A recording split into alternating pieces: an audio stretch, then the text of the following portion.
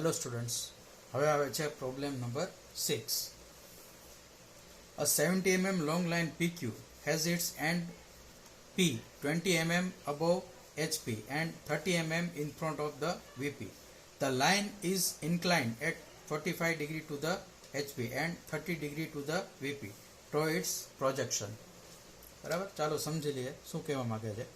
બરાબર, હવે લાઈન આપેલી છે PQ લાઈન. બરાબર, એ PQ લાઈન જે છે એની લંબાઈ કેટલી છે? 70 mm, 70 mm. બરાબર, it's end point P 20 mm above HP. બરાબર, એન્ડ પોઈન્ટ P જે છે એ HP થી 20 mm ઉપર છે. બરાબર, 30 mm in front of VP. હવે VP ની સામે કેટલો છે? તો કે 30 mm. VP થી દૂર કેટલો છે? તો કે 30 mm દૂર છે. VP ની સામે 30 mm છે. The line is inclined at 45 degree to the HP. હવે લાઈન જે છે PQ લાઈન, બરાબર, જેની લંબાઈ 70 mm છે, એ HP સાથે કેટલો ખૂણો બનાવે છે? તો કે 45 નો ખૂણો બનાવે છે. And 30 degree to the VP. VP સાથે કેટલો ખૂણો બનાવે છે? તો કે 30 ડિગ્રીનો ખૂણો બનાવે છે. બરાબર, તો PQ લાઈન જે છે જેની લંબાઈ 70 mm છે એ HP સાથે 45 નો ખૂણો બનાવે છે અને VP સાથે 30 ડિગ્રીનો ખૂણો બનાવે છે. બરાબર, હવે આપણે એના પ્રોજેક્શન ડ્રો કરવાના છે. ચાલો, તો હવે શું કરશું આપણે? તો સૌથી પહેલા આપણે XY લાઈન ડ્રો કરશું. બરાબર, હોરિઝોન્ટલ જે છે, બરાબર, XY લાઈન ડ્રો કરશું આ રીતે. XY લાઈન આપણે ડ્રો કરશું. હવે પોઈન્ટ X છે જ્યાંથી અમુક ડિસ્ટન્સ એક પોઈન્ટ આપણે એક માર્ક કરશું આ રીતે. બરાબર, ચાલો, હવે શું કીધું છે? તો કે પોઈન્ટ P જે છે, PQ લાઈન જે છે, બરાબર, એનો એન્ડ પોઈન્ટ P જે છે એ 20 mm અબોવ HP છે. અબોવ HP એટલે હંમેશા XY લાઈન ઉપર આવશે. બરાબર, આપણે જે પોઈન્ટ માર્ક કર્યો હોય ત્યાંથી 20 mm નું ડિસ્ટન્સ લેવાનું છે. બરાબર, આ રીતે એક પોઈન્ટ 20 નું ડિસ્ટન્સ લઈ અને પોઈન્ટ P માર્ક કરશું આપણે, P ડેશ. બરાબર, હવે બીજું શું કીધું છે કે 30 mm in front of VP. In front of VP કીધું છે 30 mm. તો આપણે શું કરશું? તો કે ફરીથી આપણે આ જે પોઈન્ટ જે છે XY લાઈન પર, બરાબર, ત્યાંથી આપણે ઇન ફ્રન્ટ ઓફ VP કીધું છે 30 mm, એટલે કે XY લાઈનની હંમેશા નીચે આવશે. ઇન ફ્રન્ટ ઓફ VP કે એટલે XY લાઈનની હંમેશા નીચે આવે. તો નીચે કેટલું આવશે? તો કે 30 mm. તો આ રીતે આપણે 30 mm ડિસ્ટન્સ લઈ, બરાબર, અને પોઈન્ટ પોઈન્ટ P માર્ક કરશું. બરાબર, આ રીતે. ચાલો, હવે શું કરવાનું છે? તો કે હવે જે P ડેશ છે અને P છે ત્યાંથી હોરિઝોન્ટલ લાઈન ડ્રો કરવાની છે. બરાબર, એંગલ લેવા માટે. બરાબર, આ રીતે હોરિઝોન્ટલ લાઈન ડ્રો કરી લઈએ કે એનું જે આપણે જે હોરિઝોન્ટલ લાઈન ડ્રો કરશું, બરાબર, એનું કોઈ માપ નથી, ફિક્સ માપ નથી. બરાબર, આ રીતે ડ્રો કરી લેવાની છે.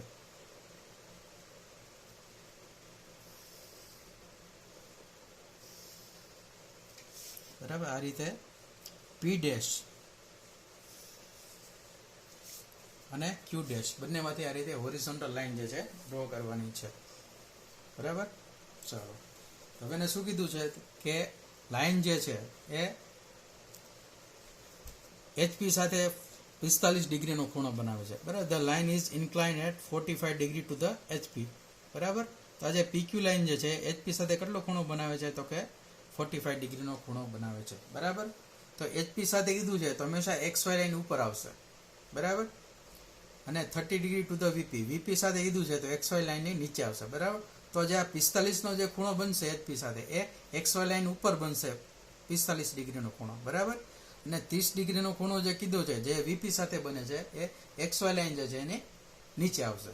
બરાબર, તો સૌથી પહેલા આપણે 45 ડિગ્રીનો એંગલ ડ્રો કરશું.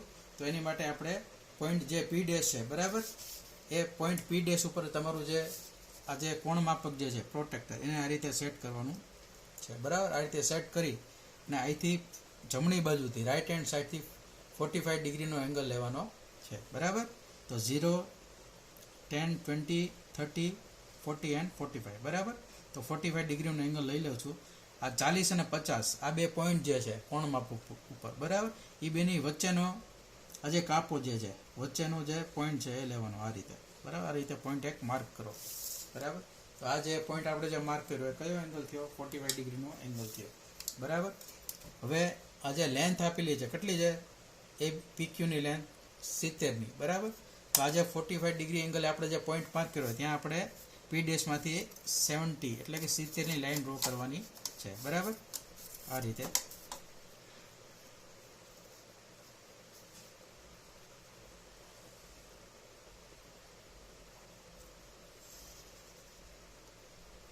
બરાબર. તો આને શું કહેશું આપણે? ટ્રુ લેન્થ TL કેટલી છે? તો કે 70 બરાબર. આ કયો પોઈન્ટ આવશે? પી ડેશ છે તો આ કયો આવશે? ક્યુ ડેશ બરાબર. ઓકે. હવે આપણે 30 ડિગ્રીનો એંગલ લેવાનો છે કોની સાથે? VP સાથે બરાબર. તો હવે આપણે શું કરશું? તો કે હવે આપણે જે પોઈન્ટ P જે છે બરાબર ત્યાંથી આપણે એક કોણ માપક સેટ કરીએ પોઈન્ટ P ઉપર આ રીતે બરાબર. આ રીતે રાખવાનું છે બરાબર. હવે જમણી બાજુથી આપણે કેટલો એંગલ લેવાનો છે? તો કે 30 ડિગ્રીનો એંગલ લેવાનો છે બરાબર. તો અહીંથી લઈ લે ચાલો 30 ડિગ્રીનો એંગલ 0, 10, 20 અને 30. અરે અહીંયા આપણે 30 ડિગ્રી એક પોઈન્ટ કરીએ બરાબર. હવે ટ્રુ લેન્થ બરાબર કેટલી છે? તો કે 70ની બરાબર. તો આ રીતે આપણે પોઈન્ટ P માંથી આપણે એક લાઈન ડ્રો કરવાની છે બરાબર. એની લંબાઈ કેટલી છે? તો કે 70ની આ રીતે બરાબર. આ કયો પોઈન્ટ આવશે? પોઈન્ટ Q આવશે બરાબર. આ પણ શું છે? ટ્રુ લેન્થ છે બરાબર. એની લંબાઈ કેટલી છે? તો કે 70ની બરાબર. હવે આ કેટલો એંગલ છે? 45 નો બરાબર. એટલે આપણે આને શું નામ આપશું? આપણે આને થીટા કહેશું, થીટા એંગલ બરાબર. કેટલો છે? 45 ડિગ્રી બરાબર. ને આ એંગલ કેટલો છે? 30 એટલે કે 30 ડિગ્રી. આને આપણે નામ આપશું phi. phi is equal to 30 degree બરાબર. તો થીટા જે છે ખૂણો 45 નો કોની સાથે છે? HP સાથે. phi ખૂણો છે 30 ડિગ્રીનો કોની સાથે છે? તો કે VP સાથે બરાબર. ચાલો આટલું થઈ ગયા પછી હવે આપણે શું કરવાનું છે? તો કે આ જે પોઈન્ટ Q ડેશ છે બરાબર ત્યાંથી હોરિઝોન્ટલ લાઈન લેવાની છે બરાબર. એનું કોઈ માપ છે નહીં, ફિક્સ બરાબર. આ રીતે હોરિઝોન્ટલ લાઈન લેવાની છે અને એવી રીતે Q જે છે પોઈન્ટ બરાબર ત્યાંથી પણ આ રીતે હોરિઝોન્ટલ લાઈન લેવાની છે. એનું પણ કોઈ માપ ફિક્સ નથી બરાબર. આ રીતે લેવાની છે. ચાલો હવે એના પછીનું બીજું સ્ટેપ શું આવશે? તો કે Q ડેશ જે છે બરાબર. Q ડેશ ત્યાંથી વર્ટિકલ લાઈન લેવાની છે અને Q માંથી પણ વર્ટિકલ લાઈન લેવાની છે. ચાલો હવે આ જે લાઈન આપણે ડ્રો કરી છે હોરિઝોન્ટલ બરાબર P ડેશ અને P માંથી બરાબર. તો આને આપણે નામ શું આપશું? અને આપણે નામ આપશું locus of point P in elevation બરાબર. શું આપશું? Locus of a point P in elevation બરાબર. અને આને શું નામ આપશું આપણે?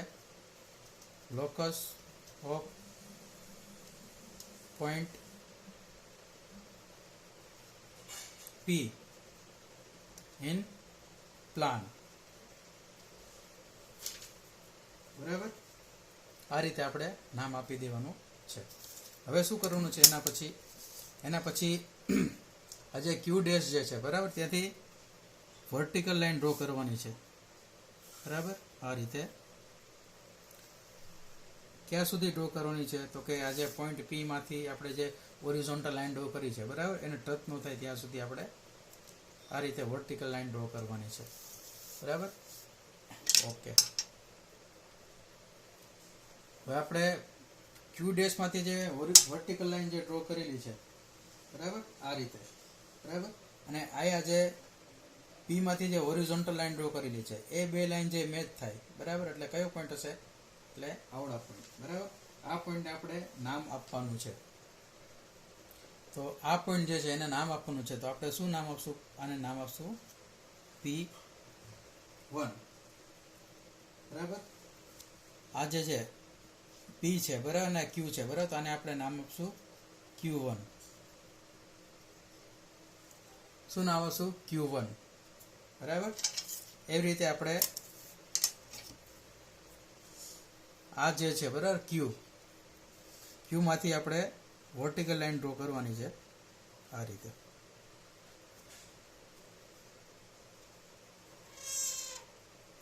બરાબર. ક્યાં સુધી? તો કે P ડેશ વાળી જે લાઈન છે એને ટચ ન થાય ત્યાં સુધી, બરાબર. Q માંથી આપણે વર્ટિકલ લાઈન ડ્રો કરવાની છે.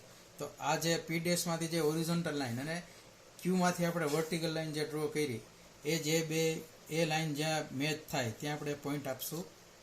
કયો પોઈન્ટ આપશું આપણે?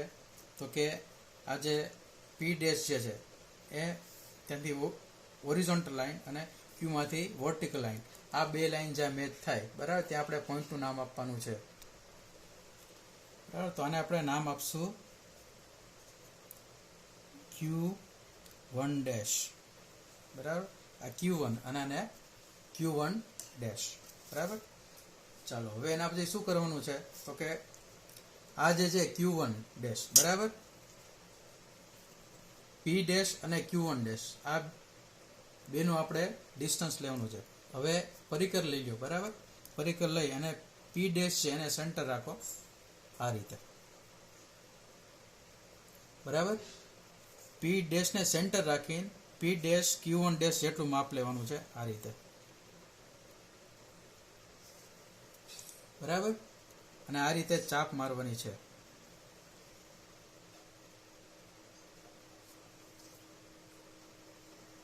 આ રીતે. ક્યાં સુધી મારવાની છે ચાપ? તો કે આ Q ડેશ વાળી જે લાઈન છે હોરિઝોન્ટલ લાઈન એને ટચ ન થાય ત્યાં સુધી આ રીતે ચાપ મારવાની છે, બરાબર. હવે આ જે આપણે જે ચાપ મારી અને Q ડેશ માંથી જે હોરિઝોન્ટલ લાઈન જે છે એ બે જ્યાં ઇન્ટરસેક્ટ થાય, બરાબર, ક્યાં થશે? આ પોઈન્ટ ઉપર, બરાબર. તો આપણે એને પોઈન્ટને આપણે નામ આપવાનું છે. ચાલો તો આપણે એને નામ આપશું Q1 આપેલું છે, તો આપણે એને નામ આપશું Q2 ડેશ, બરાબર. P1 અને Q2 ડેશ જે છે, બરાબર, એને જોઈન્ટ કરવાનું છે, બરાબર, આ રીતે, બરાબર.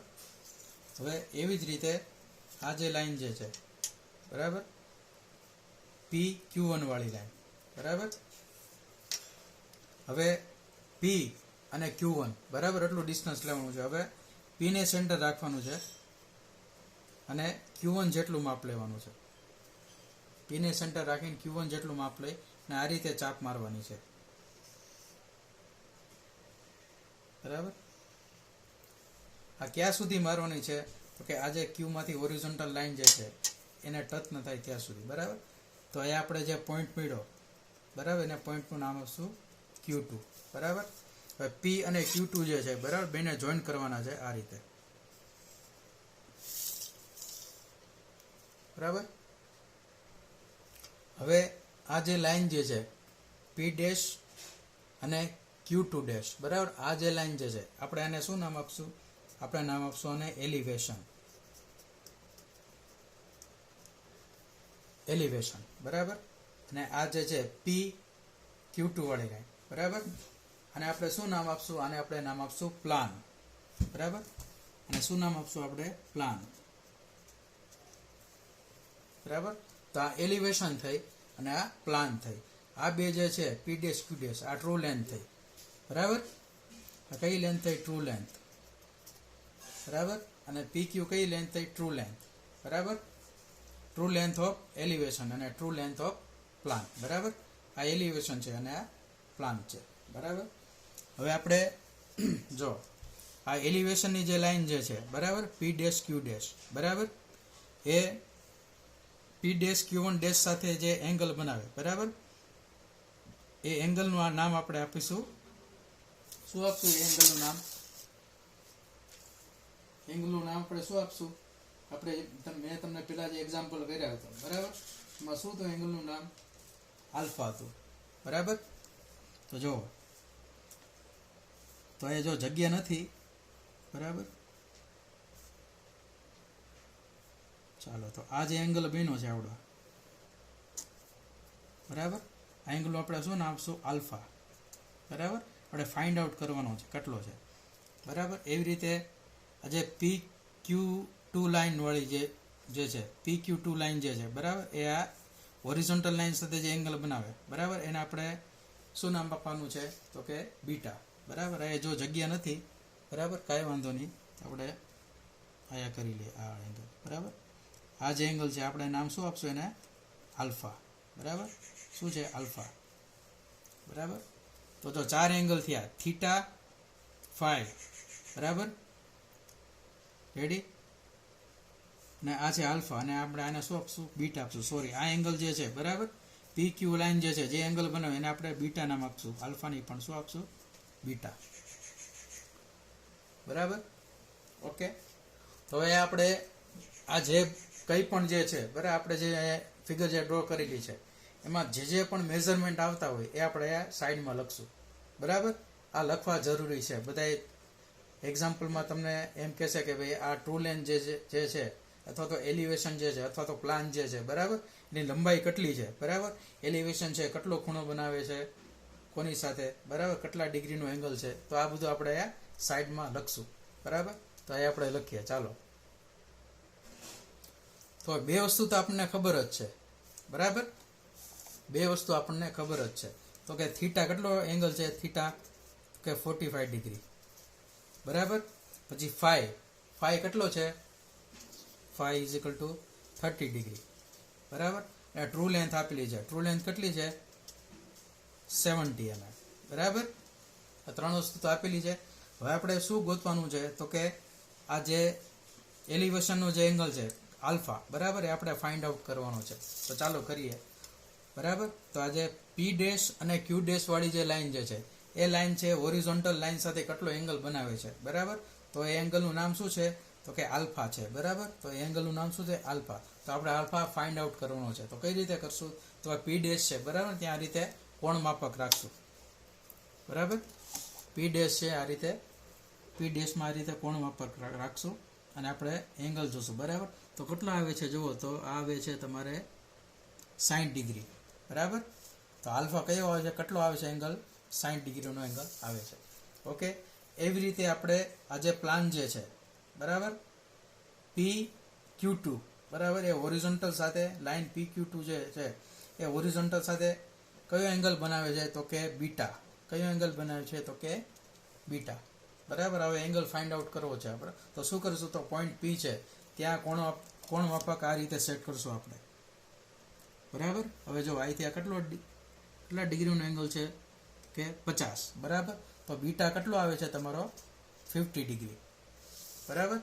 તો આટલી બધી વસ્તુ મળી ગઈ બરાબર. આ તમારો થયો આન્સર બરાબર.